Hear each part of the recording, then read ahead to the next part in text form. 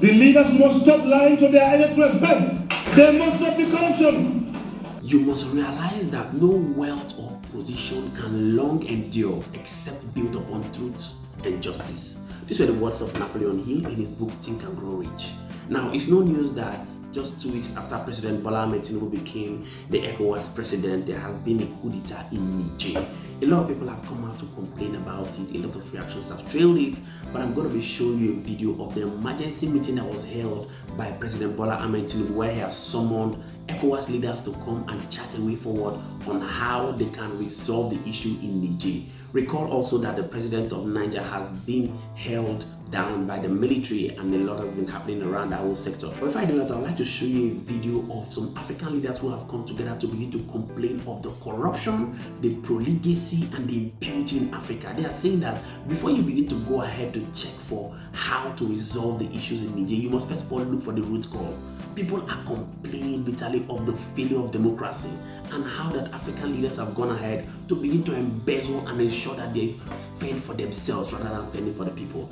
Do what to listen back, as I'll be showing you these 2 videos and it's going to be very expository. Also do what to hit the comment section if you're new to our session. Let's know what you think about this whole scene, and we'll be here to continually save you. My name is Moses and this is Think Tank. The leaders must stop lying to their electorate first. There must not be corruption. But I have a concern. Before setting up a unit or anti-coup d'etat unit in ECOWAS,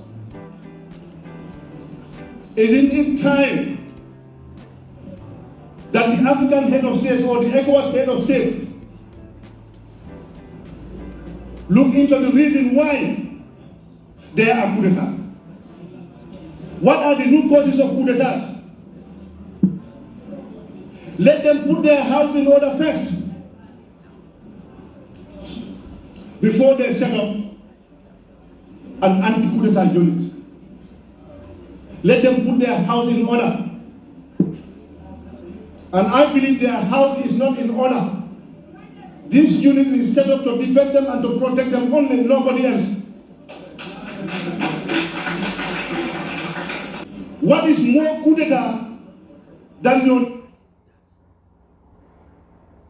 unit is set up to defend them and to protect them only, nobody else?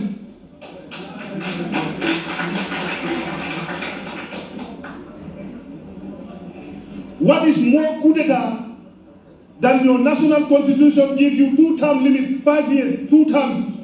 After serving 10 years, you want to change the constitution for another term. Is that not a coup d'etat?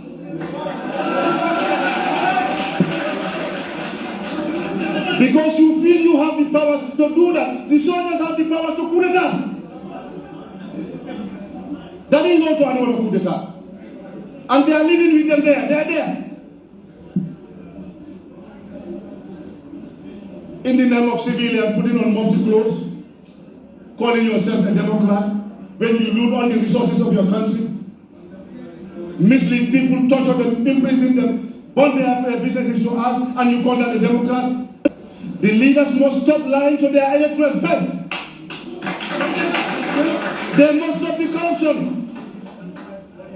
They must stop looting our resources.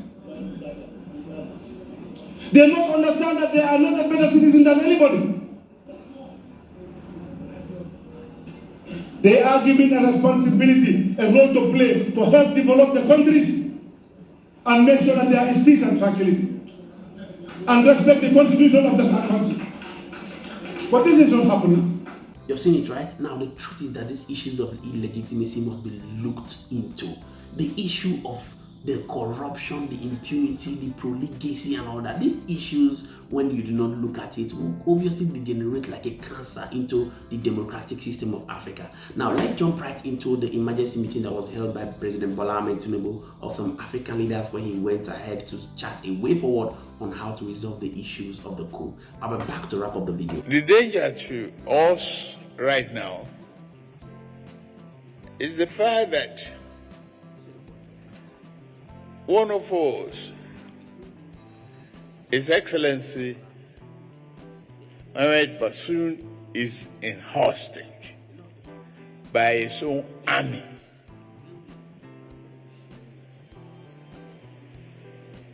a presidential guard.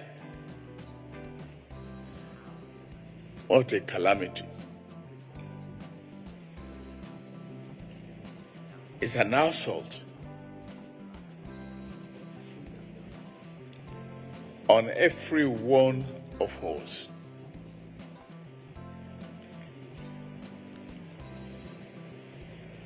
And we must take a very strong action. We want to protect the life of Bazoum, President Bazoum.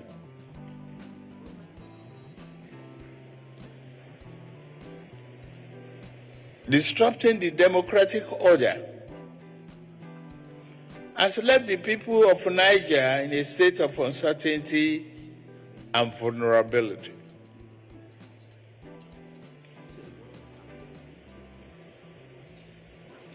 But we have to face the challenge that we have right now. But just let's cast our mind back.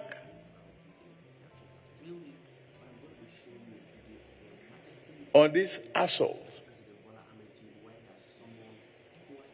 I've briefed some of you about the actions that I've taken. I'm prepared to abide by all resolutions necessary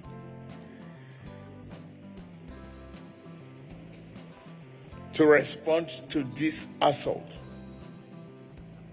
and to make sure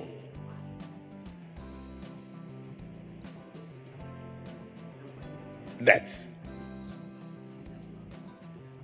our colleague, the President, Bazoum, is safe,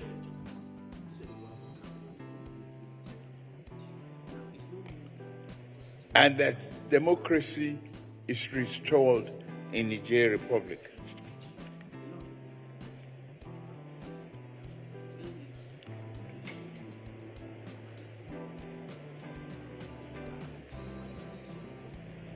Whether we call it constructive dialogue or otherwise, whatever you and I resolve, we make or mar our democratic credentials.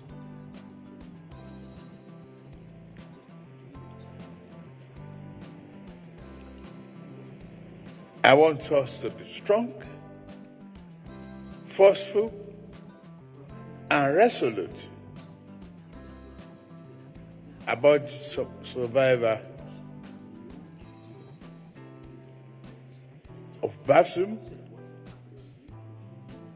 as well as the freedom and restoration of the constitutionally elected body in the Niger Republic. I want to say welcome and thank you very much. But no more time for us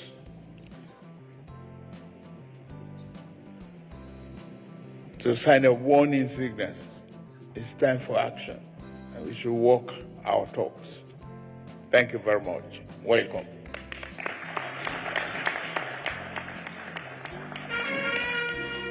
Wow, remarkable indeed. Now you're seeing for yourself that, like I said from the beginning, you must realize that no wealth or position can long endure except built upon truth and justice.